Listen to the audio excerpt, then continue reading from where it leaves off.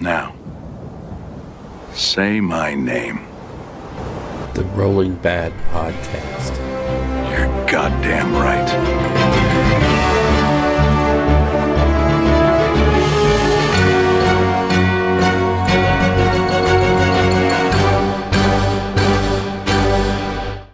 Coming to you almost live from the Graywater Fastness in Rio Rancho, New Mexico, it's the Rolling Bad Podcast.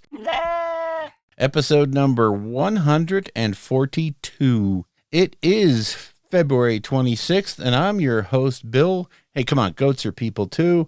Costello, and with me today, all the way from the primordial wilderness, it's Joshua. I can't believe that giant bull is praying. Alt. I said goats are people too. So in case you didn't get it, the theme of this episode, as Josh so eloquently put it, is the Screaming Goat episode. Yep. Yeah, so, and once again, I did not get the sound bites, but I'll add them in post. So, yeah, we're going to be covering the Beast of Chaos Path to Glory today. Oh my gosh. Options on top of options on top of, damn, they're good. Yeah. So, yeah, they're definitely sort of a runaway when it comes to a Path to Glory campaign. So we'll talk a lot about what that means and sort of in a lawyerly way dissect some language that comes up in the Path to Glory part. We had to do that before the show just to make sure we were 100% on it. Yep. Yeah, but it's going to be a fun one. Of course, we like last time with the Gits, we'll talk about the Army generally. Yeah. Go through their traits and things like that, because I think we have to with this particular army to really understand it. We'll be faster this time, though. Promise. Knock on wood. All right, real quick, wanted to just cover and hit Nova tickets go up for sale on 1 March, so you are too late when you hear this to buy first day Nova tickets, but they're out there. So if you're going to go to Nova, go on there and get on the waiting list, most likely that they're going to have. Yeah, and if you're listening to this now and you're interested in Nova, you probably bought your tickets on the 1st of March. I hope so. Yes. But yeah, just get on the waiting list if you can. It's going to be a good one. Yep. Oh, always. It's such a great show out there. And of course, they're changing hotels. They're not going to be out there in Crystal Springs anymore. It's going to be down in DC itself. So a lot more to do for the family in the immediate area. So it could be an interesting family vacation spot. Oh, for sure. So, yeah. So I think we should. I don't have anything else intro wise. Do you? No. I mean, at this point, we just insert the screaming goat noise. Yeah, pretty much. Yeah. So for New Dawn, yeah. Yeah, So, it was all the Black Library stuff, right? Yep. That came out.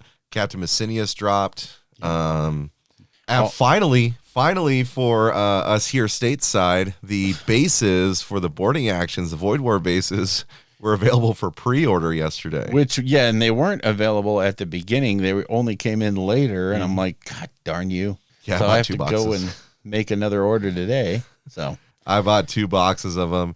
I mean, screaming deal, $38. yeah. You get 60 of the bases. You get all the detritus and stuff to throw on the bases.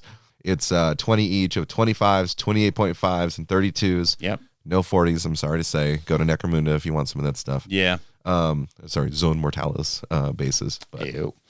they, God, they're so pretty. Yeah. They're And so it's pretty. no matter how you cut it, it is a Ganga deal. They really, I don't know how it is they manage to price those reasonably while they're looking at, $60, $75 regular kits. But okay, whatever. I mean, there's thing that goes under the miniature, right? But in so many ways, it ties them together. It's Oh, all yeah. about the basing, Bill. It's all about Faces the and basing. bases. Yep. Faces and bases. So, yeah. Ain't much else. I mean, of course, The End of the Death came out. Oh, did it? Yeah. Really? Yeah. Nobody knew. It is finally nearing the end of the Siege of Terra, and it's about to get to that payoff that everyone's been waiting for. Yeah. Just nuts. Absolutely. Oh, cannot wait. I just, it's so weird to see something like this coming to a close. Right. And for them to actually close this chapter, this story, after 30 some odd years, it's just so weird to be living in that moment where they're going to do this Yep. and kind of wondering what's going to go forward. And, I think the Arcs of Omen series, honestly, I truly think not, I'm not going to marry this and die on it, but I think that Arcs of Omen is going to launch a new set of stories because I don't think Dawn of Fire is doing what they wanted to do. And it just, they tried to use the same formula as Siege of Terra, but it's just not as engaging. And let's face it, Primaris are cool. It's a great way to bring out a new product line that is easier for you to manage, but don't try to sell me a series of books on that. So, I think hopefully that the way they're doing this Arcs of Omen with the tarot cards and just, you can go online and you can look. Auspex Tactics has some good videos on the Omen cards, and there's quite a few more where people are just pulling together what we saw in the first set of Omen cards and what came out in the book. So how does that tie together? And then they're just refining their guesswork more and more. And so it's it's I think they got something there. Well, yeah, I mean, we're kind of, I guess everyone agrees on the precipice of a new Primarch. Just with a lot of the language that's been coming up in the Arcs of Omen stuff, right? Where it's Primarchs, referring to Imperium, not just specifically Guilliman. So it's like, okay, we're just about there. And I mean, everyone thinks it's Lionel Johnson. What about this? What if they bring them all back? That would be insane. What if over the course of a few months, boom, Johnson pops out because that literally looks where Arcs of Omen is going. And then all of a sudden, Korax comes out of the warp. Jagatai Khan is like, hey guys, I'm done. Yeah. Oh, wow, it's really late. Sorry. And I mean, what if they just start bringing them back?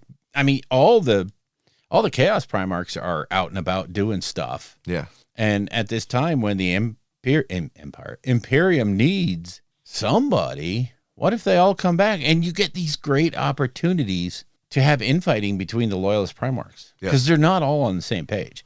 And even back 10,000 years ago, they weren't on the same page. So you could have some really interesting storylines where, a couple of them are like, yeah, we get that you set Dante up as the leader over there. However, he's just a dude. Yeah. We're Primarchs. We're going over there and taking over. Yeah. And, Dante is one of those guys who's going to be, he's not exactly obsequious to Primarchs. Mm-hmm. He respects them, but he's not like, yeah, go ahead and take over because you're, a foot taller than me. Yeah.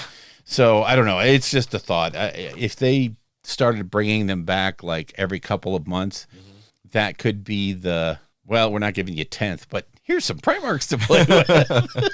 Although that would really screw the meta up for a while, so I don't think they'll do it. And on the Age of Sigmar side of the house? Crickets. Yeah, I'm looking for... Okay, we got goats. Yeah. Goats are cool. Actually, no, this book is freaking amazing, and it just really doubles down on that article where they made goats great again. Yeah. Now all of a sudden, they're just great. So let's go ahead and drop because we're going to have the news at 11 shortly, probably around 11. And let's jump into creation. Yeah. So what'd you do for creation, Bill? Yes, I primed some Lumineth Realm Lords and nothing else. Probably should have hit the intro with this, but we were going to record 3 weeks back to back and just start spewing out shows, but that didn't come to pass. Last Friday was getting ready to host the D&D game, the normal D&D game, and one of the players had a heart attack right then and there. So that kind of screwed up the next week. So yeah, just that was weird. Stop putting so much stress on your players, Bill. I didn't think it was a stressful game. Maybe I have to rethink my approach.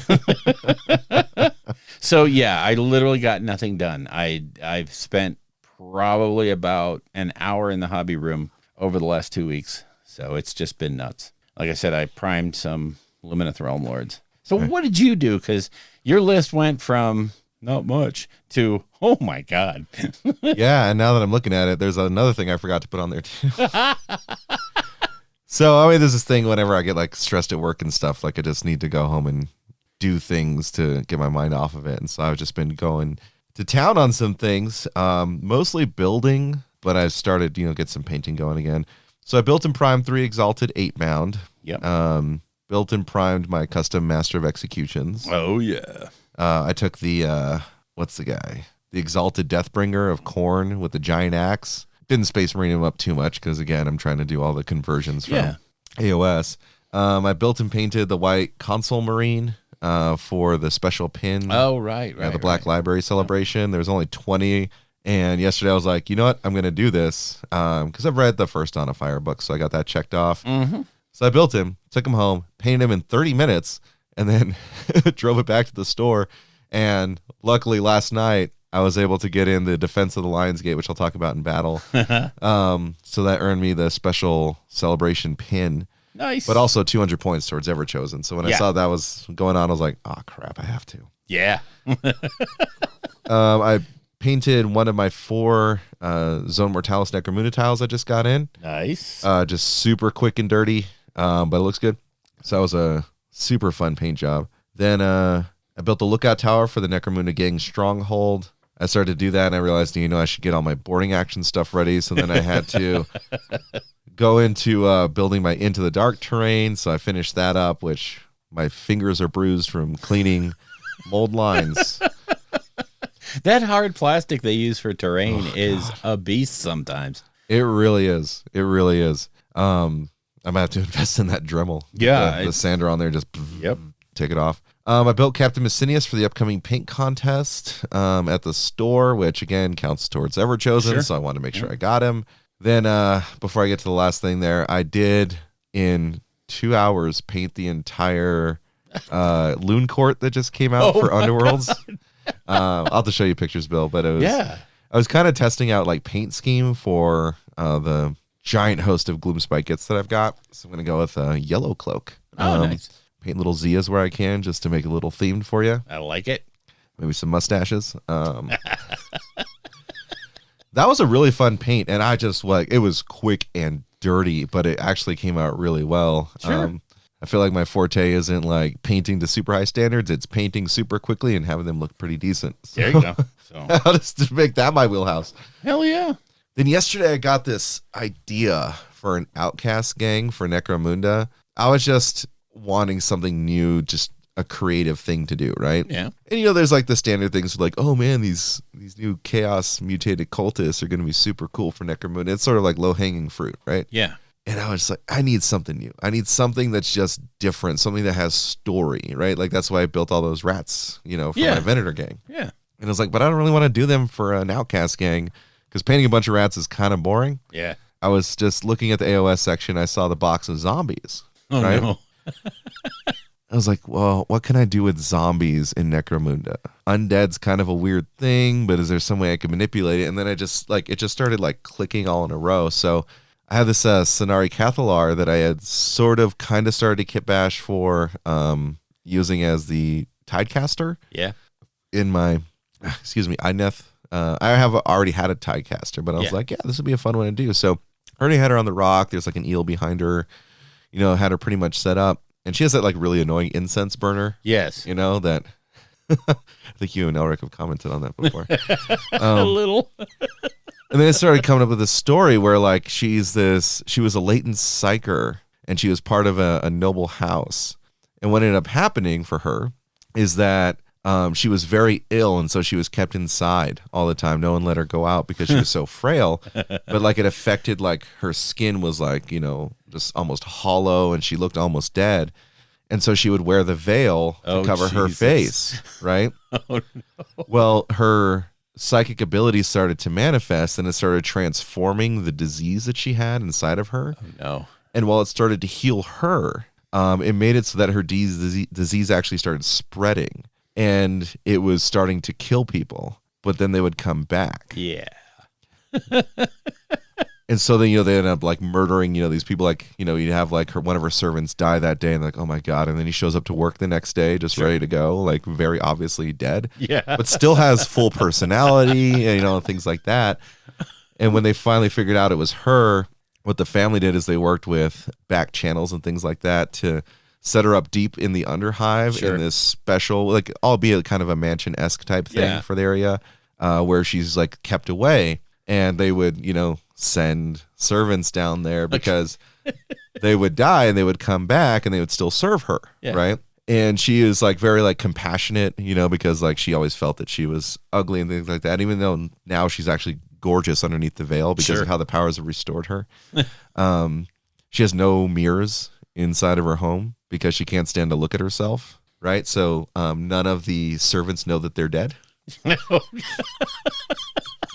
And then I love it. like you have this, all of a sudden you have this like what seems like a child of a noble down in the Underhive, so they started attacking, and so she actually had to start like working with her group or with her servants to defend Yeah. herself, and she would start taking an outcast because everyone hear about it, like how great she was, and little did she know her parents had been funneling money down to her, right? Which is why she was able to keep her resources. But that well started to dry up, and it turns out that her family had been assassinated, Oh. right? And so the house fell. And so what she starts to do is, of course, she has to go get money now, and she has to get cred. So what she has to do, she has to go out with her undead and all that. And she carries the incense burner because if she doesn't, they can smell the dead, right? And the special type of incense actually washes that away. I love it. And so now, like, you're in the Underhive, and of course it smells like the worst thing possible. And next thing you know, it starts smelling beautiful, and then you're being attacked by Yeah. Oh, this sentient is bad. zombies, right? So I started to kit bash those models. So I got 3 made so far. I took pieces from like the Navy, the breachers, the Imperial Navy breachers, parts from just everywhere I could. I have Escher parts. I have, oh God, what were they? Gene Stealer cult stuff, Oh, right? And they're just like, it kind of works. Their guns are always like hanging low and almost scraping against Sure. the ground. I've only made 3 of them so far, and I need to figure out how I can get her guns on her if I'm going to. But I got a servo skull on her base now that's going with her. Oh, man. That way I can Necromunda it up a little bit. Hell yeah. But it just came to me in a flash. It was just it just all connected right there. Man, you got to love it. That's the favorite part about Necromunda, particularly outcast gangs. I'll run her as a Rebel Lord, mostly because Rebel Lords for 125 creds are broke. Yeah. And she'd be a weird with biomancy is what I'll have her with. Yeah. So it's it's super fun. I Just like that. concept. That's awesome. I like the model generates the story. That's so cool. That is so awesome. What'll be fun with that one is when I actually start trying to make her mansion for a terrain piece. Oh, yeah.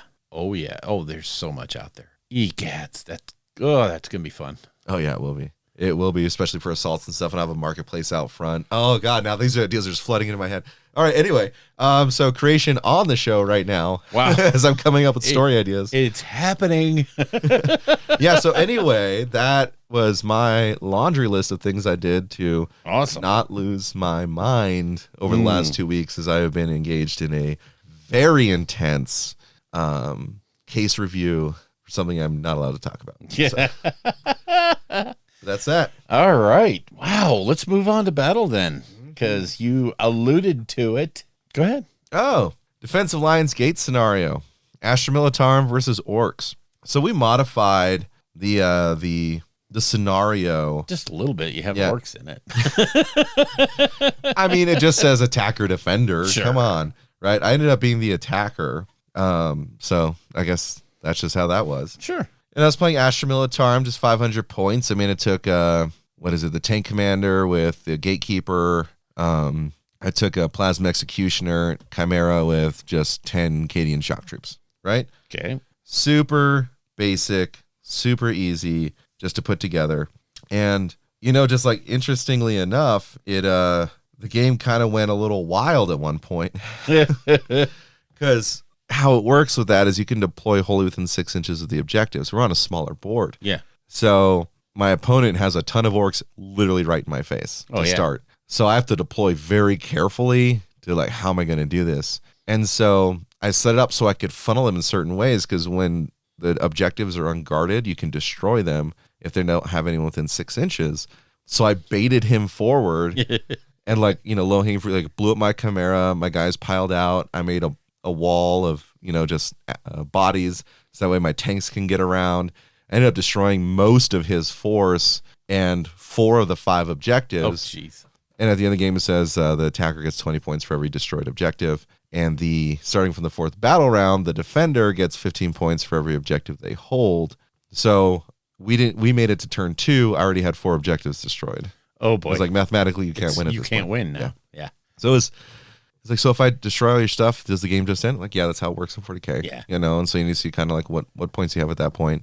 Right now I'll have 80 no matter what happens. Yeah. So you got to make a decision. That's slightly insurmountable. So that was the nail in the coffin. So I can get that that pin. There was 2 left when I got one. Nice. I was like, oh God, 200 points towards every chosen. Whew. Nice. So yeah, that was mine. What you got, Bill? All right. Well, nothing Games Workshop related, which is sort of sad.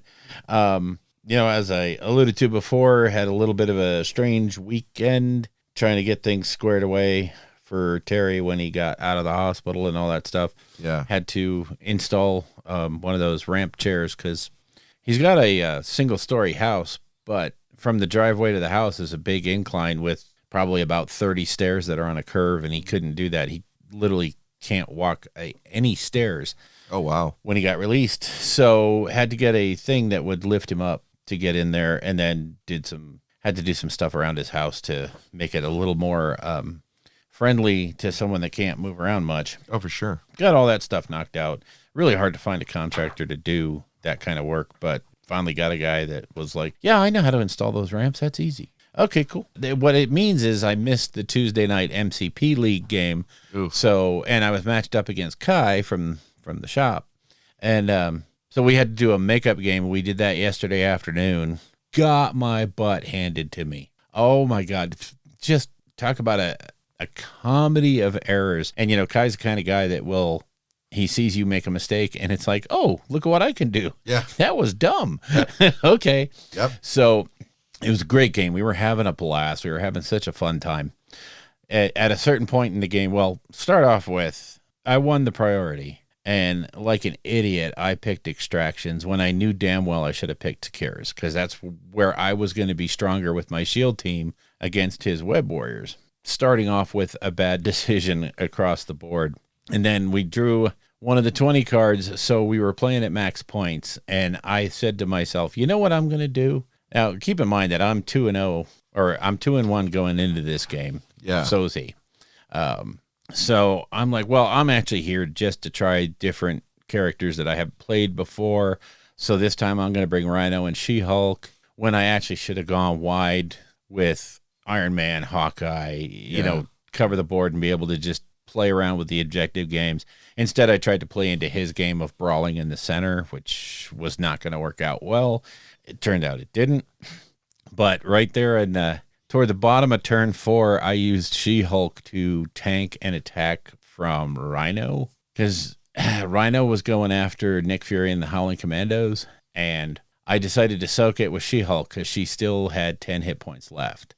And what a dumb move that was, because it just opened up all the possibilities for him, because the way Rhino works is before damage is dealt, he's placed within range 1 of the character that he's attacking. Okay, fine. If he wanted to leave the objective, that's great.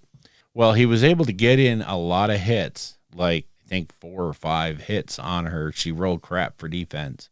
And then he was able to do the throw and then do the charge, the stampede with Rhino, threw She-Hulk into, I forgot who I had on the other end there, but basically just knocked them both out of the game position-wise. And then followed it up by taking her all the way down to 19 of her 20 wounds. So it was like, well, at least I cleared out the center of the board, which was one of my goals.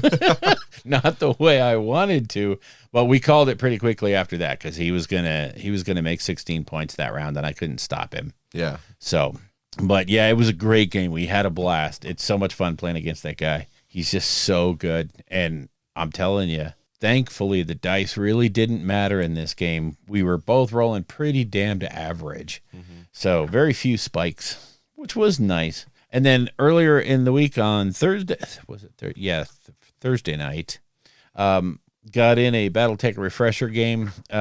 We're all playing some smaller games to get ready for the big game that's coming up. But we're making it part of the campaign. It's part of the lead up to the big battle. So we're using the mercenary rules to track dollars, C bills spent. And I won the scenario, but I lost two big mechs were damaged to the point to where what I won in the scenario barely covered my losses in repairs to the mech. So it was kind of a Pyrrhic victory. Yeah. But it was fun to get back in there and just play regular old BattleTech, 8 mechs on 8 mechs, and just, no special rules, no crazy, just flat out play a scenario. So that was a lot of fun. Sounds like. Yeah, and that's all I had, unfortunately. Well, that does it for battle. So, the thing up next, well, what you're all here for, it's lore time. It's Screaming Goat time.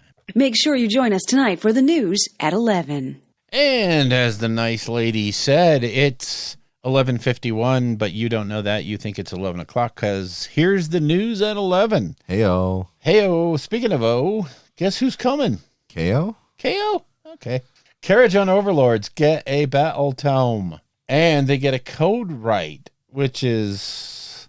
A lawyer. Yeah, he's carrying a library. He's cool. I like that whole setup, and I seriously look at... I'll probably buy more than one of those to cut those pieces off. Oh, yeah. For some 40K psychers. Oh, yeah. So... yeah, that is a beautiful model. He's a really cool looking. He's obviously a code right. He's got books and scrolls everywhere. It's a really good look, and it's lots of opportunities. Yeah, that's such an insane model. He's got like a shelf on his back that has a bunch of books. He's got 2 arms coming off of it that hold other books. He's arguing them, precedents and footnotes, and law's the law. Sidebar.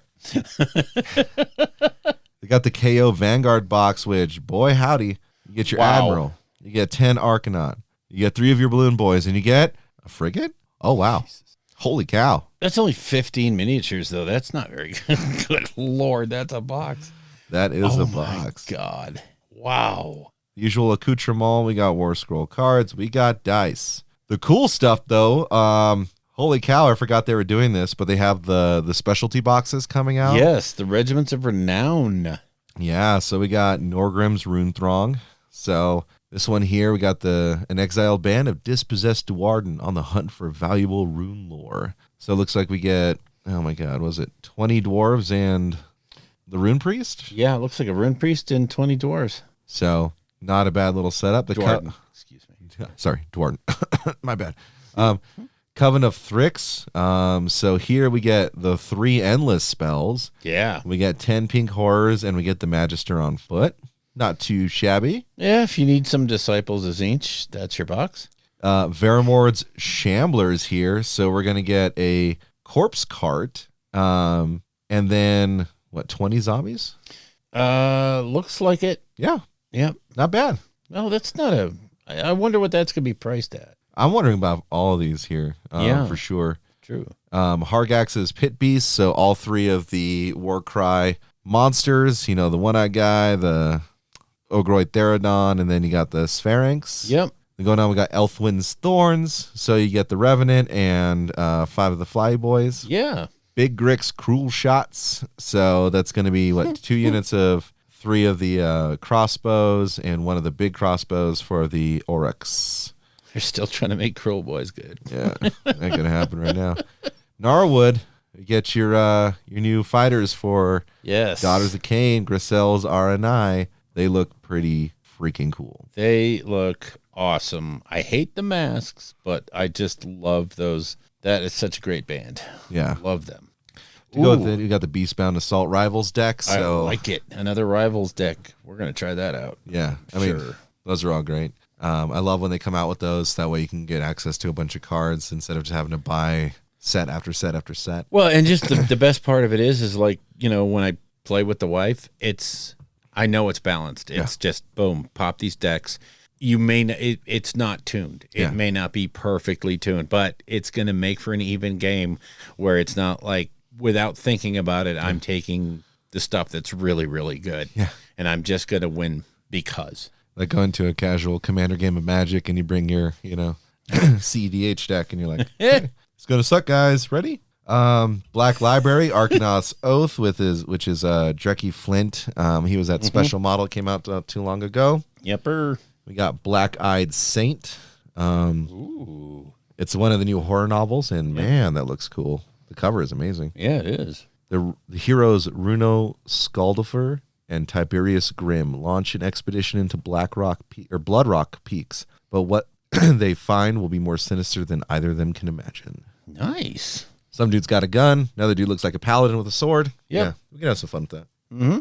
The Resting Places, another little anthology or collection of Warhammer horror stories. Yep. Amazing cover art. Collects all 11 Horror Week shorts from 2021 and 2022 in one place. There you go. So very nice. 15 Hours is coming to audiobook. Wow, cool. All right. I like that. And Warhammer Plus this week, the animation Iron Within Uh-oh. is dropping. God, that looks so good. I wonder if that's about salamanders. Oh, no, probably not, huh? No. Wow. Ooh, and they're going to do a Lore Masters on Adeptus Arbites. Interesting. Oh, yeah. I wonder if they're going to black out Wade's face so we don't know it's him talking to us. Oh, God, I said that out loud, didn't I? Sorry. Uh-oh. Well, cat's out of the bag on that one.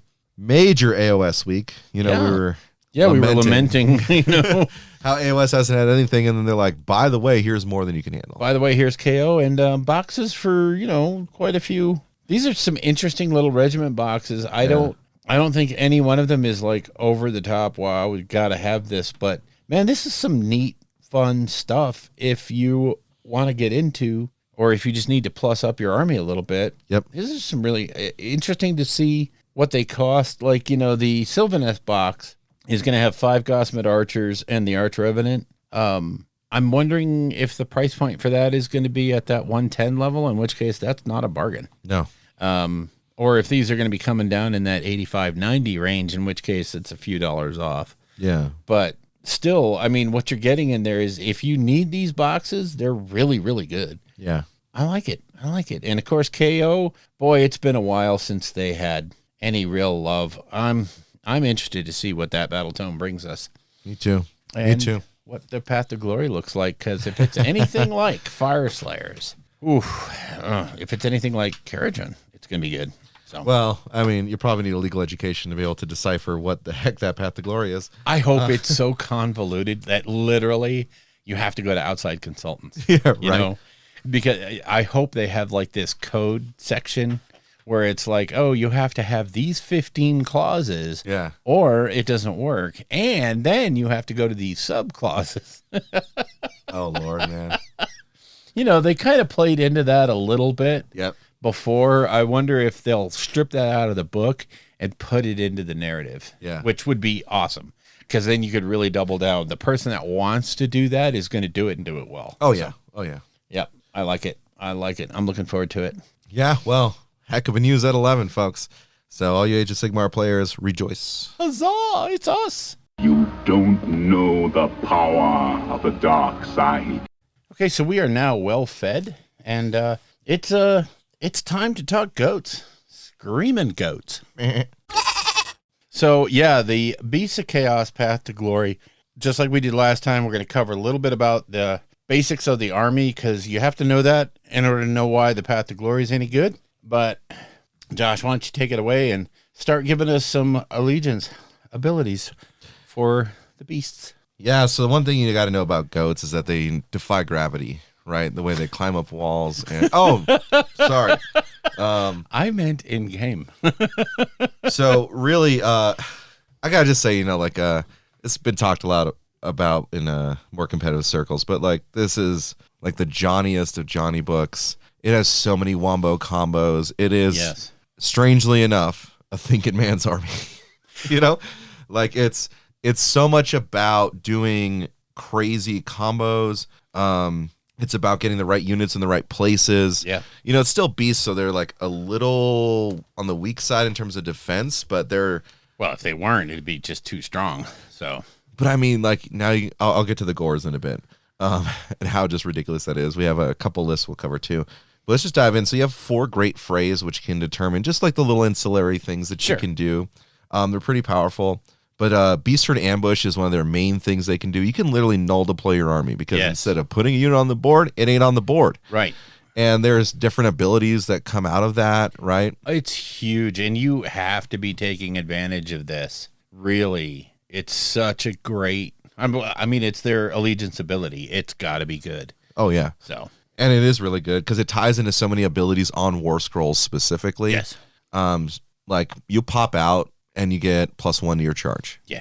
And then most things have a musician gives them +1 to charge. So most beasts are going to have a 7-inch charge out of ambush, Yeah. right? Which is just insane. And then they have like so many other things like the Ungor Raiders being able to shoot from off the board, Right. right? That's goofy. It is, and there's even a Ritual of Ruin you can use to sort of wombo combo where you can like move heroes and like units back and stuff like that to get them in range of where your Ungor Raiders are going to shoot. Again, just very wombo combo-y. One of the benefits to Master of the Wilderness, in your hero phase, if the model picked to be a general is in reserve at the start of that phase, you receive additional command point. Yeah. So you get a benefit to keeping your general off the board. What? Yeah. I'll take that. The thing with them though is that their reserve rule is that they have to come on by turn 2. Right. If they don't come on by turn 2, they're destroyed. So it's very important that you know how to like get them on the board, make sure that you don't get boxed out, right, from actually deploying. And this is where the danger comes. If you do null deploy, you could find yourself in a bad spot against a fast army. It really can be, So if you got your mighty destroyers on the other side, they can just come in and make it so you can't get on the board. Right. And what changed here is that before it was like 6 inches from the board edge. Now it's 9 inches from the board edge, which is huge. So it's just like all the things you could think you could do with all the various different models that are available to them. One that stands out is the cockatrice, which, dear God, are they trying to move that resin? Is that why they did this? We'll get to how powerful that is in a bit. But they also got this Ritual of Ruins things, which in the hero phase, each one of your heroes, right, your Beasts of Chaos heroes can perform a Ritual of Ruin, okay? And this is in addition to any other heroic actions you can carry out, right? So before you resolve any of the effects, your hero takes D3 mortal wounds, or you can toss D3 mortal wounds onto a nearby unit within 3 inches. Go figure what's going to happen there. Right. So they're just really powerful options that you have just for being Beasts of Chaos, right? Yeah. So like I'm going to go through each one. So the first one is the Warping Curse, which is probably what everyone's like, ooh, right? When they look at pick one enemy unit within 12 inches of the Beast of Chaos hero carrying out this heroic action invisible to them. The unit suffers D6 mortal wounds. Bingo. Hello. I have that one flagged, by the way. Yeah, that's pretty nice. Blood Taunt is one that's so techy and so, again, part of the combo-y parts of it. Pick one enemy within 12 inches. The Beast of Chaos hero carrying out the action that is more than 3 inches from all friendly units and is visible to that hero. Your opponent must make a 2d6-inch move with that unit. All the models in that unit must finish that move as close as possible to the Beast of Chaos hero carrying out this action and more than 3 inches from all other units in your army. So this is crazy. They also talk about how I think you can do this off board, right? Egad. So then, How would you get within? in addition to your hero phase, you can carry out one of the heroic actions from the table below with one friendly Beast of Chaos hero that is in reserve. If you do so before resolving the effect of that heroic action, you must allocate D3 mortal wounds that cannot be negated to that hero. If those mortal wounds slay that hero, the heroic action has no effect. If the heroic action instructs you to pick an enemy unit, you must pick 1 point on the battlefield edge. The point is considered to be the hero carrying out that heroic action Okay. for the purposes of measuring range and visibility. So you could pick like, I want to pull you to the back of the board, Sure. right? Whoop. Imagine Fire Slayers. What, they have a 4-inch move? Yeah. Like, so like anything that's not burrowed, that's a slog forward on foot, you're just like rubber banding them to the back of the board. Yep. Right? Just like, I'll kill off my, 6 wound hero Yeah. just to keep you pulled back the Just entire to time. take 3 turns out of your Volkites. And that's the thing about it. It's 2d6. It doesn't matter what your move characteristic Right. is. It Yeah. is 2d6. That's huge. So like you have someone who's got Chaos Warriors, right? I've got this huge brick of Chaos Warriors. I'm going to walk them up. I'm going to hold this objective. And you're like, actually going to hold the back line for the entire game. Yeah, no. Because I just kept, one Beast Lord in reserve or a Shaggoth in reserve to just soak wounds so I can keep rubber banding you back, right? Oh, God. Sick. Absolutely sick. So it's pretty powerful. So the first 2 are probably my favorite ones, right? Yep. The thing about this is all this is in your hero phase, right? You have to keep that in mind because Yes. when you look at Alpha Beast Instinct, it's not that good. So pick one friendly Beast of Chaos unit wholly within 12 inches of the Beast of Chaos hero carrying out this heroic action, invisible to them. Do not take battle shock tests for that unit this turn, not battle round, right? Right. So you'd have to do it to one of your units in your own Yeah. hero phase that maybe might have a battle shock test later. It just doesn't feel right. No, it's kind of limiting. And when you look at the others you have available, And the one just above that one, you get a 6-up ward to a unit. yeah. Or to units wholly within 12 inches of the hero. Which is, it's good-ish. You can only do each of these things once. So if you have plenty of heroes, you're going to get to those. But those first two are the ones that really matter. D6 mortal wounds, and let me pull you off. Hey, Stormcast dudes. Right. Let me pull you where you'll never be a part of this game. Yeah. So Pull him back, mortal wound him in the back. yeah. And then you have the Younger Raider shoot him. Like, there's so many combos. There's a bunch of different command traits and artifacts of power, of course. There's just a few that are probably stand out, So Twist Fray Curse Beast figures in almost every one of my lists that I've been generating. Which is add the number of the current battle round to casting rolls for this general. Yep. Right? Yeah. I'll take that on a Zengor Shaman on disc all day as he zips around and he's exactly where I need him to be. And it's turn 3 and I'm +3 to cast. Yeah. Thank you. Good night. Now you're talking Teclis level of, wow, I can cast just about anything. Right. Yep. You don't kill him by turn 5. He's +5 to cast. Like, what's stopping that other than Teclis's auto unbind? Yeah, exactly. Wow. It's insane. Slikeflay Reveler is pretty interesting. If the general's on the battlefield at the starting movement phase, add 3 inches to the move characteristic of friendly Beast of Chaos units that start a normal move within 6 inches of a terrain feature. So if you have a good terrain, you should have good terrain on your boards. Yeah. You should. Yeah. And this would allow you to just get that extra movement. So you can get Bulgor's hauling butt, up the field. So that way they get in and start slapping face. Yep. Artifacts of Power, the one that it's so hard for me to get away from is the Slither Rack Helm. After the Baron makes a charge move, pick one enemy within 1 inch and roll a dice on a 2+, the Strike Last effect applies. Yeah. Why is that good? Because Doom Bulls are insane in this. Doom Bulls and Bulgors are true hammers now. Oh, yeah. They come in and hit like freight trains. I kind of like the Axe of Murger. Pick one of the bearer's melee weapons. Ward rolls cannot be made for wounds caused by attacks made with that weapon. Yeah, that's your Hero Hunter weapon, right? Yeah, that's seriously. And it's going to factor in when we get to the Path to Glory for getting savagery rolls. Yeah. So stay tuned for more info on that. Then the Bleeding Gnarl Staff, again, terrain related. At the end of your movement phase, you can pick one objective or terrain feature within 6 inches of the bear and roll a dice. On a 2+, each unit within 6 inches of the objective or terrain feature suffers D3 mortal wounds. Does not affect Beast of Chaos. Oh, that's not fair. Oh, no, that's good. Yeah. That's essentially a relic version of the Quake Phrase ability when you get your Cygors to be priests. So you're just blowing up terrain all day, right? If you look here, right, none of these are actually tied to a particular unit. Right. They are any Beast of Chaos hero, right? So you can have some really weird, shenanigans and stuff, right? So you could do the Twist Fray Curse Beast, Sure. give an Arcane Tome to a Doom Bull. Oh, God. So that way your flaming weapon clicks on, right? So, yeah, there are ways to have a lot of fun with it. But a Doom Bull with a Slitherack helm is super scary. Yes. Super scary. The spell lores are just out of this world. I'm not going to go through and read each one. Right. They're just very, very good. Keep in mind that it takes some work to make the wizards in this army work, but once you do, holy hand grenades. Yeah, well, you look at the current season that we're in. If you're playing competitive, your guys are getting protected all day. Yeah. And there's some recent numbers that came out. Everyone's like, well, they'll just take that regiment that allows them to shoot heroes, right? Well, I think at the last GT, at least one of the ones I was reporting on, there was only 3 of those regiments in the entire field. Everyone was still doing battle reg. Yeah. So you're not going to see it very often. So your little heroes are going to get nice and hidden, particularly your casters. And all the casting values in here, there's 1 or 2 7s. Most of them are 5 or 6. Yeah, they're 5s and 6s. And, keeping in mind that one of your guys is pretty much going to be auto casting with his plus bajillion per turn. So, yeah, it's I see a 7. There's an 8. Raging Storm is an 8. Oh, yeah, that's a Thunderstorm. That's rough. We won't be able to play with that. Yes, we will. Okay. Because I'm going to get that plus to casting all day. Yes, you can put that on a Shaggoth, by the way. Yeah. The Twist Fray Curse Beast. So Tendrils of Atrophy. It's a range of 12, value of 7. Enemy unit, you pick them, everything gets +1 damage in your army against them. That's just woo. That's just gross. That's like giant hunting. Yeah. Yeah. That's elite hunting. Yeah. Talk about giant hunting, that primal dominance spell with a casting value of 5, range of 18.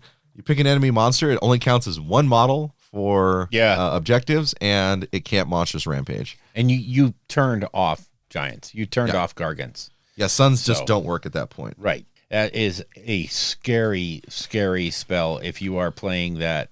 You know, if you're doing gargants or if you brought Kragnos or something like that, that just changes your whole scheme. Yep. So, nasty. Nasty. Under Lore of Dark Storms for the Thunderscorn, Hailstorm is insane. So Hailstorm, it's casting value of 6, range of 21. 21. You pick a unit, have the move, and run and charge rolls for that unit. Uh-oh. Oh, did I pull you to the back of the board? And now my guy's going to go ahead and nail you with... Well, actually, you probably do it this way. First, you nail him with that. Yeah. Right? So you cast that spell. Oh, you have to do heroic actions first. Never mind. Yeah. You heroic action back. Pow. If you're still within 21 inches, because that's a long range. It is. You hit him with that. Or it's turn 2 when they're trying to actually like, okay, well, I need to make up for this now. They get a little bit closer. You hit him with that, pull him to the back of the board. That's sick. Oh, God. That's a negative play experience. I think that should be removed. So someone's got their brick of 30, Chaos Warriors. They're just like, I'm going to march forward and nothing's going to stop me. And you're like, no, actually, you're just going to stay in the back of the board all day. Yeah, I mean, it's one of those deals where you can pick and choose. If you get the right unit, you're literally going to toss their plan into the dust. Yeah. So I like it. You're not going to do it with Sentinels. You're not going to do it with Judicators or what have you. But, some big, heavy, plotting, slow unit that could potentially be a objective holder, you can just make it go away. And potentially for the whole game. So another combo setup, right, is Fulgurous Blades. So casting value of 6 and a range of 18. You you pick a friendly beast of chaos unit only within range and visible. Until your next hero phase, subtract 1 from attack characteristic of melee weapons that target them. Ooh. Right? So Gave Spawn is probably like the least useful of the great phrase, but you get the special chaos spawns that whenever they're within 1 inch of a unit, they reduce their attack characteristic by 1. Jesus. And then the Cockatrice, I'll just say it now, has at the start of the combat phase, you pick a unit within 6 inches, so you don't need to be in combat. Within 6 inches, on a 4-up, they suffer D3 mortal wounds. If they take any wounds, then they only hit on unmodified 6s. Jeez. So you reduce their attack characteristic down to 1, and then they only hit on unmod 6s. God, that's just sick. I love it. There's so many defensive builds in this, right? Yeah. Real quick, great phrase. This will be relevant for talks later. Yes. All Herd, the standard one. This one is pretty good. At the end of the Battle Shock phase, you can return D3 plus 3 slain models to each friendly All Herd Gore Herd, All Herd Ungors, and All Herd Ungor Raiders on the battlefield. All of them. And it's actually kind of a good thing because they don't have the most notorious bravery in the world. Yeah. So you're going to be losing them. So is it going to keep you in the game? Yeah. So. And when you find out that Gores, you can actually save stack them. Gores, everyone. Save stack them to a 3-up save. Yeah. Holy crap. Because you give them the shields, so it takes them their save characteristic to a 4, and then you just do your normal casting spells and stuff on them to keep them at the 3-up save. So it's crazy that you can have a brick of 30 dudes pop on the board, 7 inches to charge, and then they have the ability where they make someone strike last on a 3 or 4 up if they're a larger unit than the one they charged. Dark Walkers, at the end of your moon phase, you can pick one friendly Gore, Ungor, or Ungor Raider unit from your army is wholly within 9 inches of the battlefield edge, and they slink into the shadows and pop up somewhere else, wholly within 9 inches of the board edge. Oh my God. So, yeah. I mean, anytime you get out of action free moves, it's awesome. Yeah, we get the Raiders have ridiculous abilities too, if you want to lean into a lot of shooty. Yeah. Gay Spawn, like I said, gives you the Gibbering Congregation. You get 3 of the special Chaos Spawn. It's the only way to get them, and you can only take 1. Right. But it gives them the -1 to attack. They hit a little bit harder, or -1 to attack characteristics for enemies within 1, and they hit a little bit harder. Yeah. So it gets you that. That's a very tech special purpose. Yep. Unless you really know what you're doing, you're not going to be doing that one. Yeah, it's like the very meta specific. Yeah. Right? Yeah. Very meta-specific build. But I was going to say you will see it Yeah. in Bat Reps. Now, my favorite one is Quake Fray. Why? Because I like monsters. The monsters are really cheap in this army now. Yeah. So Quake Fray, friendly Quake Fray Cygor units gain the priest keyword. In addition, friendly Quake Fray Cygor priests know the following prayer in addition to any others that they know. Oh, that's nice. So your Cygor, who's not a character, becomes a priest. Each one gains Earth Shatter, answer value of 3, range of 12. Pick one objective within range and visible. Each unit within 6 inches suffers D3 mortal wounds. Oh, God. And until your next hero phase, when determine the number of models in the units that are contesting objectives, it's halved and has no effect on Beast of Chaos units. Jesus. Yeah, so each one of your Cygors can Earth Shatter where you need them to. And, you're on an objective, and I've got that staff. All right, everything takes D3 mortal wounds within range of that. And then I think there's something in the General's Handbook or something that lets you do something similar. So you can just like start blowing objectives up. You're like, do you really want that objective? Yeah. Go for Because it. I'll tell you what, you ain't going to get it. Go for it. Surround it. Go ahead. Yeah, no, this book is broken. It's just broken. And that one, you get to take Gorgons and Cygors as battle line. Yep. So, well worth it. Yeah, it's totally broken. This book needs to be banned, just like Gloomspite. I tell you, banned for different reasons, huh? Well, I'm basically anything stronger than the Stormcast book needs to be banned. Oh, wait, that's everything. Fair. Oh, Lord. Yeah. So then, just general units, things that stand out for me before we get into the Path to Glory. Like I said, Gores go to a 4-ups save characteristic when you give them the shields. Yeah. You go ahead and toss some buffs on them. They're going to get to a 3-up save in no time. You can get them up to 30 in a unit. Yep. That features in one of my lists I'm bringing up. Your Standard Bearer lets you rally on a 5-up instead of a 6 because that is no longer on the Herdstone. Yeah. So before the Herdstone had the half the models flee and you rally on a 4. Yeah. That's not there anymore. And then you do get the rend increase, but it's only on turns 2 and 4, right? Instead of 1 and 3, which in a design sense actually makes sense to me because most of the time you're coming on turn 2. Yeah. So like, all right, here's the turn that That's when matters. you want it. Yeah. And so your Gores naturally have 0 rend, but they come on turn 2 with their 7-inch charge because they got +1 to charge. And they're coming at you with, let's see, 2 attacks, 4s, 3s, -1. Yep. They're gonna whittle something down. They're gonna get some hits in. Bestigors are too expensive right now. Yeah. They're at 220 points. They did get 2 wounds, and they are 4-up saves, so that's pretty spicy. Right.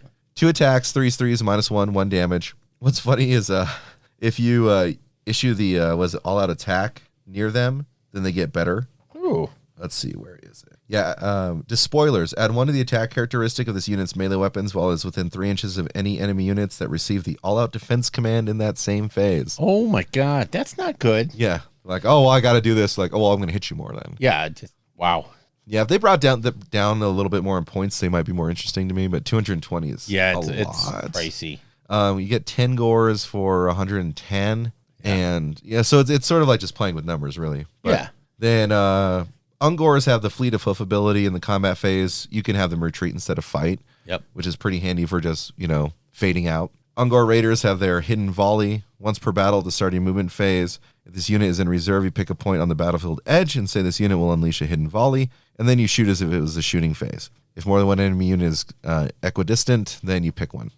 They have 2 shots, 4s, no rend, 1 damage, but when you D6 mortal wound a hero, pull him to the back edge of the board, and then you unleash 60 shots on him, like statistically, it's not going their way. It's going to work. But you hear it says at the start of your movement phase, so you haven't even reached your shooting phase, and you haven't reached the end of the movement phase, so you can shoot, pop on the board, shoot again. Dear God. That's not right. Yeah, I mean, a lot of things are like a little expensive. This book is broken.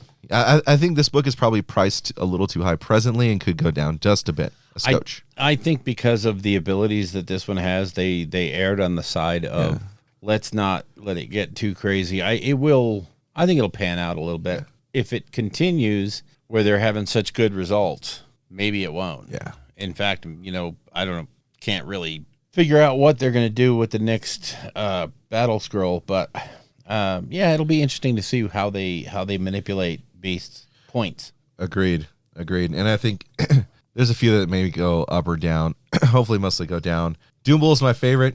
8 wounds, 4 up save, 7-inch move. He's got his axe, 3 attacks, 3s, -1, flat 3 damage. And then he's got his horns, which is 2 attacks, 4s, 2 damage. Of course, he's got Blood Greed. Any unmodified hit roll of a 6 just does mortals and stops. So you got 3 damage. Oh, look, I rolled a 6. That's 3 mortals you take. Yeah. He also has the most, he's got impact hits, but then he's got the most busted command ability called Slaughterer's Call. At the start of the combat phase, this unit must issue the command, and the unit that receives this command must be a friendly war herd unit within 12 inches of an enemy unit and more than 3 inches from all other enemy units.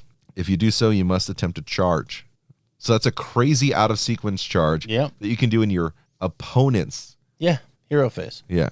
No, it's not hero phase. It's combat phase. Oh, I'm sorry. You're right. Combat phase. So you're charging during their combat phase. Oh, that's just going to broken. Yeah, it's going to throw everything off, right? So then you have his ability, like if you give him the Slitherrack helm.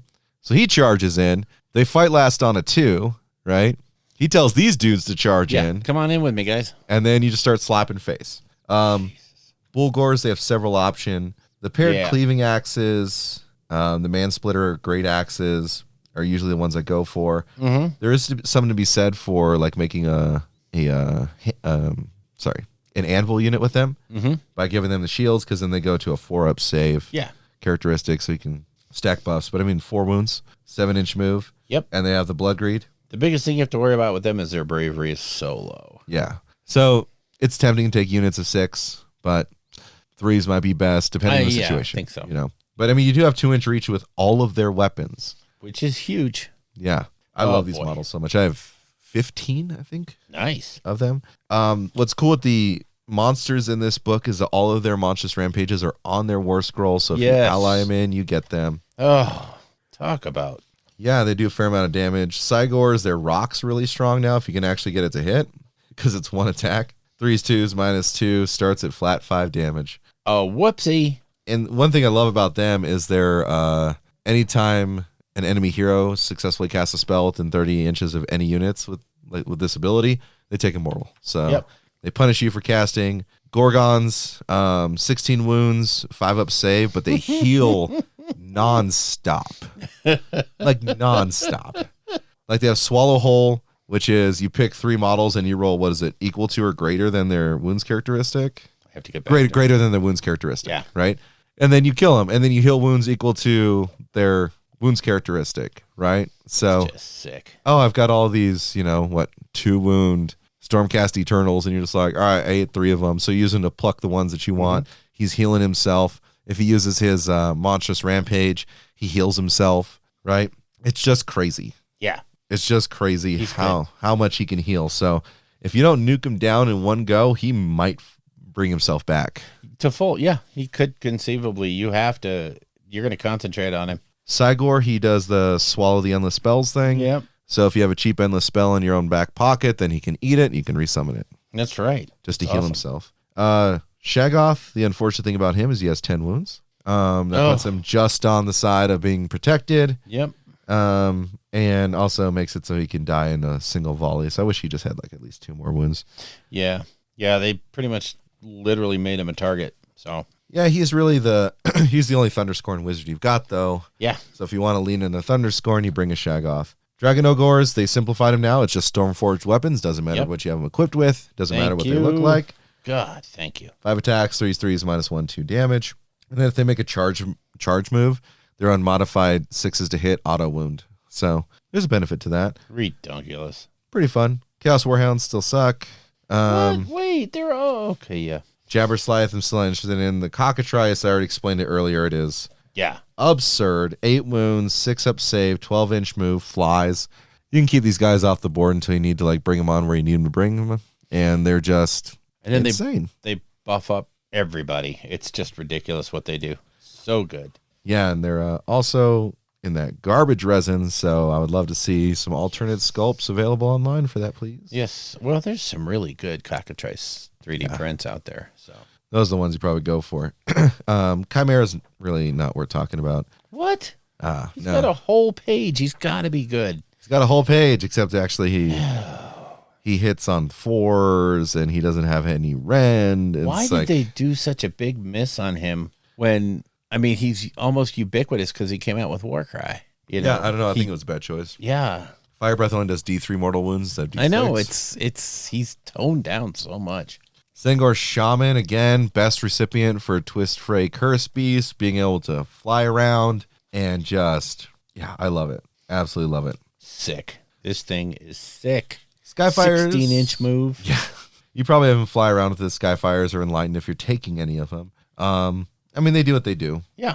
Skyfires are 4 wounds on disc, same with the Enlightened. Yeah, I mean, they're all right.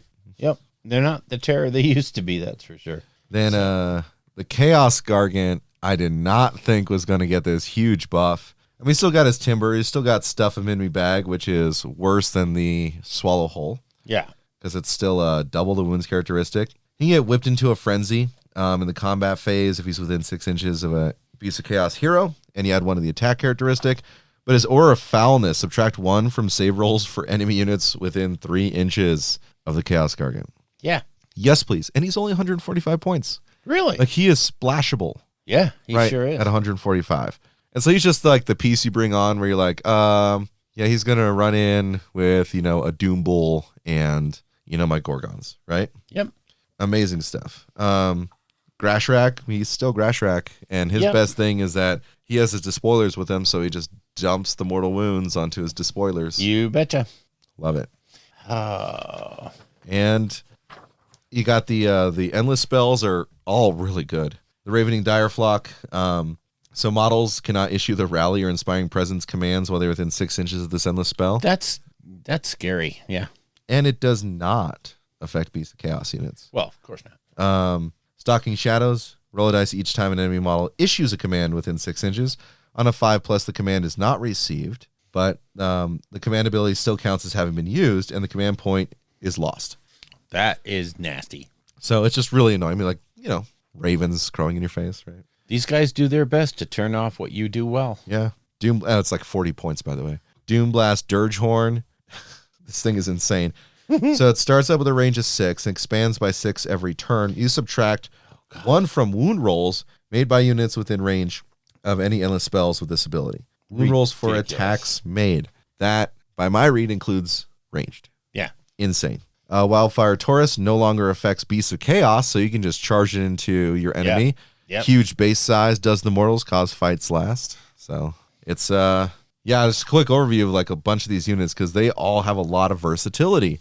They all really have a lot do. of it's you can build the army you want out of this book. It's nuts. And we were talking about this before the show, but it's just another book where you're not locked into a build. Whatever you want to do. If you want to go full board, just melee, I want to play more like Iron Jaws. It's right here in this book. Yep. If you want to be super high tech, amazing, coming in from all 4 board edges on the same turn, you can do that too. And boy, you do stuff like that, you're going to screw up somebody that's not ready for you. Oh yeah. So it is a good, solid book. It really is. You are limited in the units that you have available. I mean, that's a given. It's beasts. But honestly, maximizing what you have, they've made it really, really easy. Mm-hmm.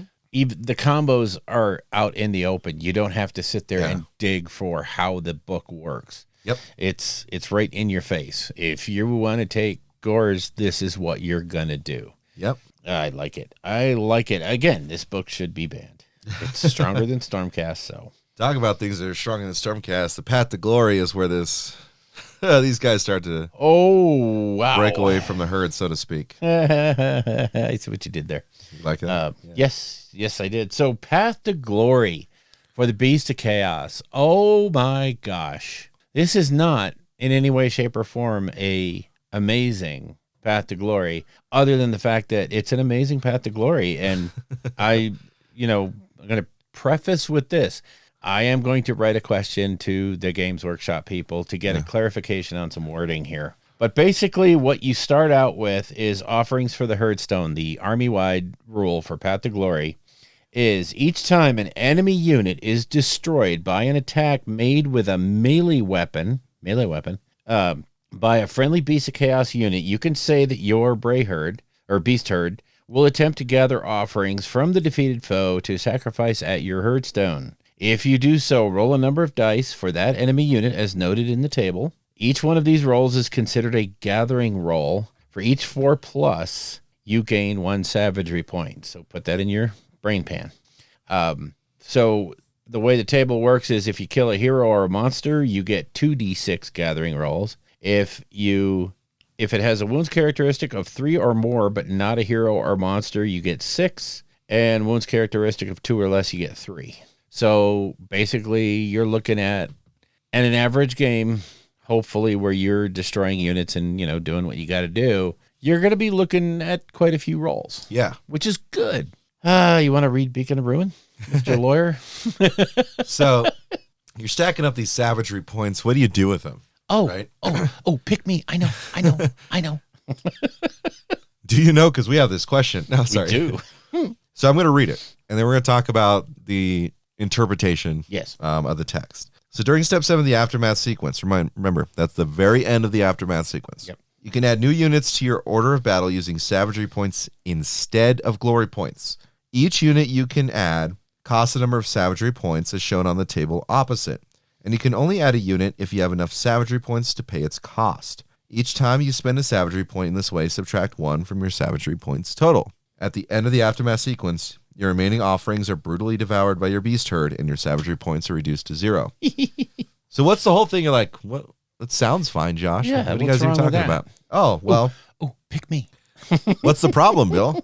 Well, okay, so my question now is, this is during step 7 of the aftermath sequence. You can add new units to your order of battle using savagery points instead of glory points. So now what this means is you are going to spend all of your glory points leading up to step 7, which means you're going to do all your improvements. You're going to do all your upgrades with glory points. And then in step 7, you're going to use your savagery points to add units to your army. Now, there is no caveat here that you cannot do both. So to me, this seems like a very win more mechanic. Yeah. If you have a big game, if you table your opponent, you're probably going to be banking, 20 or 30 savagery points, which means you're going to bring in a lot of units, as well as having used your glory that you really got a ton of for upgrading your territories, buying new upgrades for units and what have you. And it just seems like it's a very win more. The bigger you win, you're going to outstrip everybody in the Path to Glory campaign really quickly because you have 2 income sources as opposed to 1. Now, I never having played it, I can't tell you that this is broken, but it seems to me like having a double income source where everybody else doesn't have it. Now, the way Path to Glory works, until those other people are up at the same level that you're at, you're not going to be able to play the bigger battles where your sheer volume of units matters. But pretty soon you're gonna be able to outstrip, because everyone else is having to spend glory on units and all their upgrades, and it's a limited commodity. Whereas you're sitting back there going, I don't have to do anything with my unit. Now you contrast this with Nighthaunt or some of the other ones that don't even care about replacing their units, and this just seems par for the course normal. So I'm not ready to say it's broken as written. I just think it's a big win more or, lose more mechanic, because if you have a bad game, you don't get a lot of savagery, you don't get a lot of glory, you're pretty much out of it for that aftermath sequence. Yeah, I mean, if you hit hard enough and you wipe out some units, I mean, you're going to start running away. And again, there's a limiting factor in Path to Glory because of the size of your games and things like that. And yeah, that's it. I can't, I don't want to speak to this being overpowered or anything, because you're not going to be able to use that advantage for quite a while until everybody else gets to your level. And if you're just running around smoking everybody, you'll never get there. You will have the most amazing outpost, you'll have strongholds when everybody else is sitting in outposts. You'll have all this great stuff, and you won't be able to use it. That's the balancing issue right there. It just seems like they're really doubling into this. If I win so big, I crush everyone, and then I continue to crush.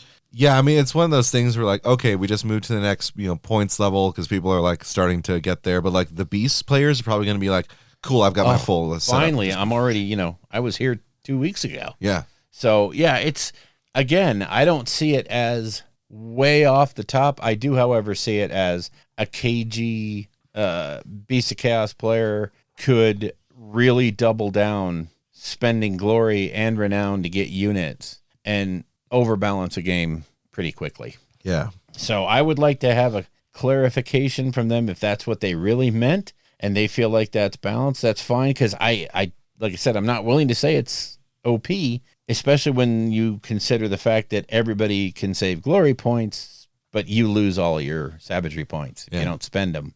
Yeah. So, but still, I'd rather just be writing units down on my roster and have them in my hip pocket. Yes, sir. Because you have quests of, just for the sake of knowledge, the very cheapest thing you can buy on that table for savagery is 10 Ungors will cost you 4 points. A Chaos Spawn will cost you 4 points. A Razor Gore will cost you 4 points. And then it goes up from that into the 5, all the way up to 10 points for a Gorgon, Cygor, or Chaos Gargant. So, I think the balancing mechanic in here is the fact that it is a 50-50. You might have 30 rolls, but it's on a 4-up. Yeah. So you may only get 15, which, when you look at how you spend it on this table, it's not crazy OP, but it's enough there to where, since you have 2 income sources, it could get weird. Yeah, I think it will. It'll probably end up balancing that because we said the limits on the strongholds are what going to hold them back. So yeah, and you're not going to be able to use all that advantage until everybody else is up at the same level as you, but you're going to be there firstest with the mostest. Yeah. So early advantage, and then I think it's early advantage in each phase of the campaign. Sure. And then it's just a matter of if it's going to continue on. And is it that bad? I mean, like I said, I'd like to get a read on if that's truly as intended. But even if it is, I don't think it's so broken that you can't play with Beast of Chaos and Path to Glory.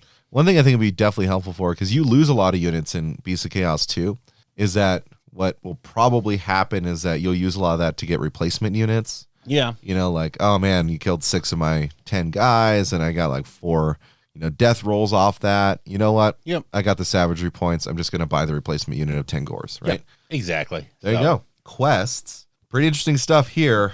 All right, so the first one is called Baiting the Trap. This is where you play their special mission.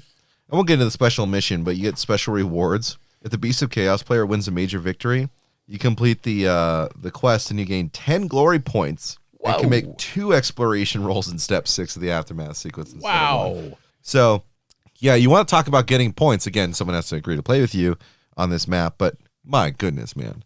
My goodness. Well, and if you're running a curated, Path to Glory campaign, you're going to get to run these special scenarios. There is, rewards for the other person to play it. So I think the biggest thing that you have to worry about with Beasts is you don't want to lose big. Yeah. You want to win big, obviously, but you don't want to lose big because that can really set you back. Agreed. You have one of those games where you don't have a lot of savagery or glory coming in. It can be a wasted Aftermath completely. So I do like that scenario, though. I think that's really cool. It's a cool one. Yeah. Essentially defend the Herdstone is what it is. Yeah. Yeah, kind of. Pretty cool stuff. Savage Boons. At the end of the Path to Glory battle, you complete this quest if you want a major victory. When you complete it in the next Path to Glory, you can give each friendly Ungor Raider unit 1 veteran ability that can only be used in that battle. If it was like Gores or Besta Gores, I might be a little bit more like, all right. Definitely if it was Bull Gores. Bestial Supremacy. At the end of the Path to Glory battle, you complete this quest if you want a major and you have at least 3 Beasts of Chaos units on the battlefield. When you complete the quest, increase your savagery points by 1 for each friendly Beast of Chaos unit on the battlefield. That's huge. Yeah. Especially, we were talking about this a little bit when we were talking about the army. You're going to want to, reinforce a lot of your units to get them to have the combat punch that you want them to have. But you're also going to have a lot of smaller units out there. Yeah. So be careful with your losses and maximize your points on Bestial Supremacy. Just saying. So, this last quest, though. Oh, my gosh. Wholesale Slaughter. At the end of Path to Glory battle, you complete the quest if you want a major victory and your savagery points total is 12 or more. When you complete this quest in the next Path to Glory battle, you fight against an opponent who's using Path to Glory. At the end of your first movement phase, you can summon 1 unit from the table on page 71 and add it to your army. Wholly within 9 inches of the board and more than 9 inches from all enemy units. So yes. It didn't say you can spend X points. It said you can take something from this list. Yeah. Incidentally, everything in the book is on the list. Yeah. So did you want your Chaos Gargant? Okay. Did you want a Gorgon? Did you want another Cygor? Did you want 3 more Bulgors to charge off the board, right? Oh my God. It's just so wow. But keeping in mind that when you're at this point in a Path to Glory campaign, that's available to you, other people are going to be able to counter with stuff too. But you could be playing a game with 2,400 points. Yes. Against their 2,000. So spicy. That's a good one. The veteran ability is the first one on here. I feel like is going to be the standard veteran ability when you're starting out.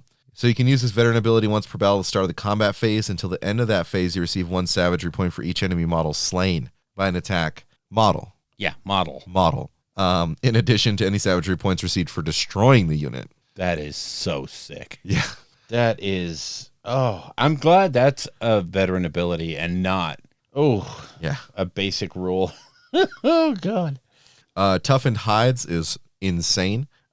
Use this veteran ability once per battle to start the combat phase. The first 2 wounds or mortal wounds caused to this unit in that phase are negated. So you can tank a hit pretty hard. And that's really good also for getting rid of some of those insta-slay. Oh, yeah. Mechanics. So awesome. Frenetic Stampede, it's Brayhern only. This is the only one that has an attachment to it. This unit can use this veteran ability once per battle to start the charge phase. You can reroll the charge roll. Okay. Yo. I mean, it's, some of your charges are going to be down to 7s coming from off board. Yeah. You can still blow that. So kind of nice to have in your hip pocket. Yeah, so I don't spend a command point, right? Yep. Wilderness Stalkers, this unit can use the veteran ability once per battle at the end of the movement phase. Remove it from the battlefield and set it up again more than 9 inches. Again, this does not have that rider that you get with Darkwalkers. It's anywhere on the battlefield. Right. You can be in combat too. Yeah, it doesn't say. Nope. Yep. Just remove them from combat, put them where you want them. Jesus, that's strong. Beautiful. Bestial Guile, once per battle. Before it is set up at the end of the movement phase using the Beast to ambush, you can set up the unit on the battlefield wholly within 9 inches of the battlefield edge and more than 3 inches from all enemy units instead of 9. Wait, what? 3? That's a guaranteed charge. That's in combat. It's not a guaranteed charge if you're Andrew, but it is. Good point. Oh my God. That is so bonkers good. It is a guaranteed charge for you though, because you do come on the board and you have +1 to charge. Yeah. So I'm looking at that one going, I want that one all day, every day. He rolled a 1 on 2 dice. How did he do that? Yeah, exactly. Mutative Aura, once per battle at the end of the combat phase. If it is within 3 inches of enemy units, roll a dice on a 4-up. Each enemy unit within 3 inches suffers D3 mortal wounds. That's meh. It's a 4-up, once per battle. I won't take that ever. Yeah, it's one of those I have to pay to have a chance to do a chance. Yeah. No. I hate those. I wish they would get away from those kind of. On a 4-up, you can potentially do a thing up. No. The Bestial Guile one is just, I'm gonna rip your dude back to the back of the board, your hero. I'm gonna mortal wound him, and then like 6 Bulgars are gonna just pop out and charge him. Well, and that's the thing is you're gonna pull a unit out of all their auras. You're gonna pull them out of their defense bubbles, and then just literally slaughter them. Yeah. Which is what this book is all about doing. I mean, this book is about when you think of the sum total of this book and how they set their whole army up in ambush. These are not Iron Jaws. They're not just going to come across the board and kill you. These things are going to be appearing and disappearing and just ruining your life with, I'll tell you one thing, this book is more random than the Gloomspite gets. Yes. Simply because with Gloomspite, you know what you're getting. With this book, you're going to be getting hit from all angles, and it's kind of an anti-castle book because castles can be picked apart. You literally take that front, for, say, Lumineth. I've been looking at them most lately. Once they've set up their castle and all that stuff, you literally pull those units out of the front, either the Stone Guard or the, what's his name? The Blades. Yeah. You pull them out of that. You broke the castle in one move. They're over on the other side of the board where you're just going to kill them with an afterthought unit.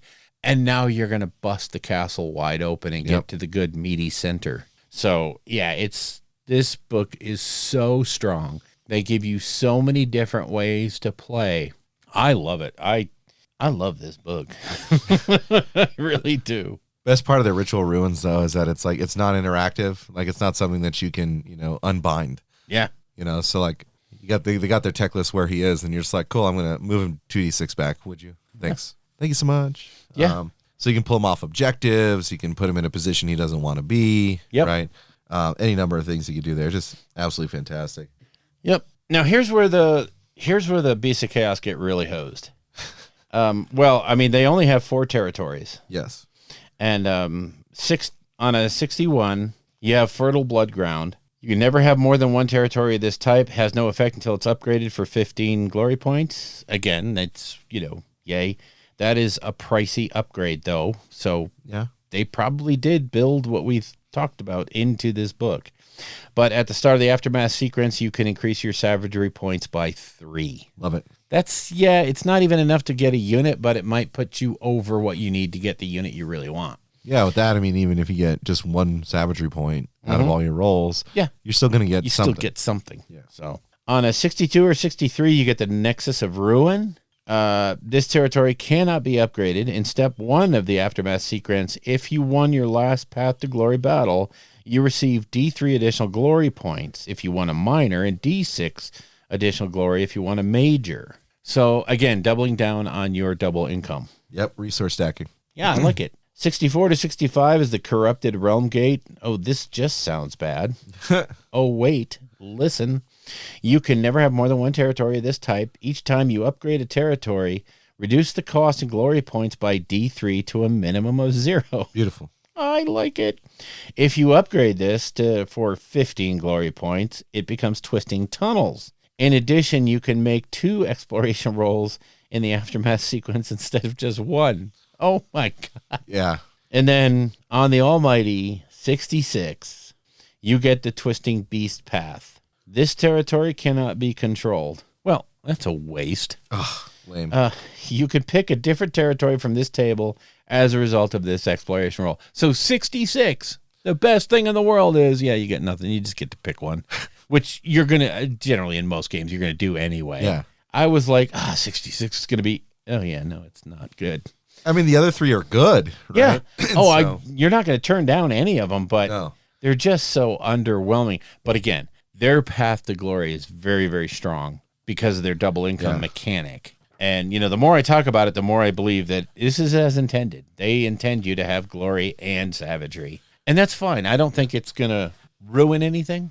But, my God, the book is strong. The path to glory basic rule is strong. The veteran abilities are off the hook. Yeah. So these guys are going to be a force in a Path to Glory campaign. Oh, I love it. And, I think the great equalizer, and, whenever you talk about books, you fall into that trap of, oh, this is so strong and you can do this and this is so strong. And you look at it in a vacuum without looking at what the other guys are going to do to you. Yeah. So, you always have to caveat that with, these guys are very, very strong, but other factions are going to be doing their incredibly strong stuff too. So They're pretty straightforward in the sense of what it is that they're trying to do here, which is just overwhelm you with beasts. And that's just kind of what they are in the story too, Yeah. They're not particularly like driven by anything other than just the primordial chaos side of it, right? And the allegory I see with them is they're basically the Gene Stealer cults of AOS. Yeah. They're going to pop in and out. They're going to appear where you don't expect them. Your deployment is going to be done with blinders on because you don't know what you're going to face. You could potentially see no enemy units on the board. And how do you deploy? What do? You basically simply commit yourself to a plan and realize that in the next 10 minutes, your plan's going to go to heck. Yep. So overall, I'd have to give this book, it's an easy A, I think. It's a super strong book. You have to worry about your bravery. True. You are at Very the true. mercy of bravery rolls, and you're going to have to maximize your limitation of battle shock tests because these guys are all sitting on 6s and 7s, and they don't have a lot of ways to inherently increase that. Yeah. So they're going to bring stuff back, but you have to be careful about what you lose because you can lose a lot of your combat power really quick. It's true. It's definitely like just again overlapping buffs, trying to build the right combos. Yep. Kind of knowing what the meta is going to be. It's very flexible in the sense that you can figure it out. There's some things that are just overtly powerful, like the cockatrice. Yeah. A lot of the spells, like how are you going to get that many units in? You might do a Twist Fray Curse Beast with Arcane Tome, so you can stack spells. Oh, man. Yeah, there's a number of ways you try and play it, but there are ways to manipulate the battlefield all over the place. Yep. It's like threatening objectives, with the staff and then the Shatter Fray ability, right? There's so many really cool things to just mess with your opponent's head, right? Yeah. And they're going to, especially if they're a terrain dependent, like I can see these guys going up against Sylvaneth where they're turning off terrain or making terrain be really, really bad for you. It's really going to impact how they can play their game. And that's what you want. You need to keep them on the back foot. See, and isn't that just sort of like fluffy in a sense there when you actually think about it? It is. When you're just like, the Sylvaneth Wildwoods spring up and they start coming out, and then the primordial dominance of the Beasts of Chaos, they just start turning the trees against them. Yeah, I just love the theminess of the book. And, we talked about this just before the show started, they're really making sure that if you really like a particular faction, the way these books are being done now, you can stay in that faction for a very long time, exploring new list ideas, new combinations. And it's not like, in the old day where there was one really good list, maybe a couple of, I'll play that for fun sometimes. No, these days, if you want to go all in Night Haunt, there's 5 or 10 different lists you can start that are going to be competitive that you can have fun with, and then you can just change to a different one at some point.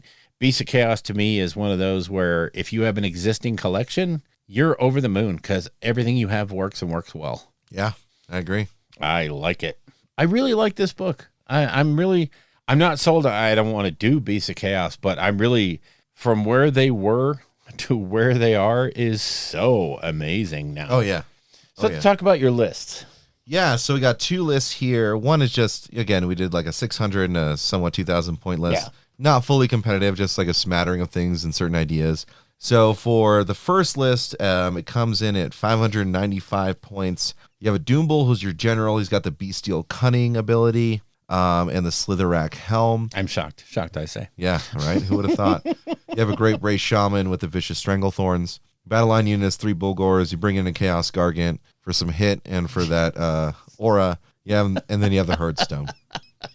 I mean, it's straightforward in what it does, right? Yeah. They're going to come hit you in the face, and your saves are going to be bad. Yep. And it's not going to be terribly fun to get smashed in the face like that. Right. Hard. It's one of those ones, probably you're on a smaller board, so it's shy away from ambushing it, but... Yeah, no, this isn't that list. Yeah. No. So just a fun little start. Again, it's trying to pick up a little bit of each thing for you to try out. Yeah. Kind of bull heavy, right? It's my bull hooey list. Then the 2,000 point, I call it All Herded Up. So you take All Herd. There is accident on this one. The Beast of Chaos Zengor Shaman should be the general with the Twist Fray Curse Beast. Vile Tide Spell. And then you have a Great Bray Shaman with Vicious Stranglethorns. The Doombull. This one, I just had some fun again in Arcane Tome and Flaming Weapon. I was like, let's just have him hit a little bit harder. A little bit harder, he says. Wow. Then we're doing All Herd. So I was like, hey, let's get 2 units of 30 Gores. Yeah. I would do them with the shields, by the way. Yeah. 10 Ungors just to satisfy battle line. Yep. You take a Chaos Gargant for that little extra hit to save. And I was like, we got 3 casters here, don't we? Right? Let's take all 3 endless spells.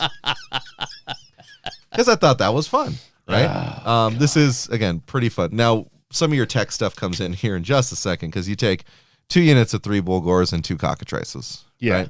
Right? You can play around. Coming in off the board, just beating the living crap out of something. Yeah, and you can take certain things out to buff other things up. It comes to 1995 points. It's again a smattering of things. So if you're just building out your collection, and you bought a few of the starting boxes, you're gonna have a lot of Ungors. You're gonna have a lot of Gores. Yeah. If you want to take some Best of Gores, play around with the points on it, right? Yeah. But I think this is just a fun little list to try out, give you every spell to work with. Sure, you know. and it gives you a wide range of units to play around with. I like the double Bulgar Cockatrice combo. So when you're going up against those elite armies where you can pull some of those units across the board and dice them up when they're outside of their buff auras, that's nice. I like that. I mean, I don't like this list. I think it's overpowered, but the book is overpowered. But Yeah, I mean, if I was gonna like swing it more towards like competitive, then I'd probably drop one of the units of Gores, make the Doom Bull the general, take the Bulgors as battle line. You know? Oh, okay, yeah, And start stacking up some more hit there. There you go. Probably drop one or two of the endless spells. I'm pretty fond of the Durchorn and the Dire Flock primarily. Yeah. Yeah, the Taurus is pricey. He's good, but pricey for the good. Yeah, And that could get you, I don't know. a few extra We points have here to and play there, with right? the points, yeah. But it was just something I slapped together real quick to try out. And I think it's fun. I think it's really fun. The beasts are back, baby. I mean, they don't have their summoning anymore. That's not a problem. I really feel like that's what they try to do in Path to Glory, is give you some semblance of what your summoning was before. They brought that back. So, but it's not summoning in the game. It's summoning to your strongholds, so that way you can just bring him into a game. and yeah, it's a lot more palatable for your opponent, other than the way it used to be. But I think those bad old days are gone. Yeah, So I agree with that. I'm all in. I like it. Like I said, I give this book an A. Yeah. Easy A. you. Yep. I mean, that's the Beast of Chaos, y'all. So get ready for the Screaming Goats to come flying at you, because these boys are here to stay. Yeah, and if you're playing up against Beast of Chaos in a Path to Glory campaign or game, have your head on a swivel, because they're coming at you from every direction. Every direction. So don't fixate on, well, that's where his power is, I'm going to go there, because that's not where it's going to be next turn. Yes. So Yeah, good stuff, folks. So thanks for joining us on the Beast of Chaos Path to Glory. Of course, the usual things, like, comment, subscribe, hit us up in Discord. If you're generous enough, come find us on Patreon, and just come talk to us about it. I mean, this is a really cool book. yes. There's a lot to talk about, just theory crafting and all that. But thank you for joining us, and then again, for those who do join us, we'll see you after dark. The music in the show is used courtesy of Kevin MacLeod at Incompetech.com and is used under the Creative Commons license. The Rolling Bad podcast itself is protected under the Creative Commons Attribution 4.0 International License. Information for this license can be found at creativecommons.org.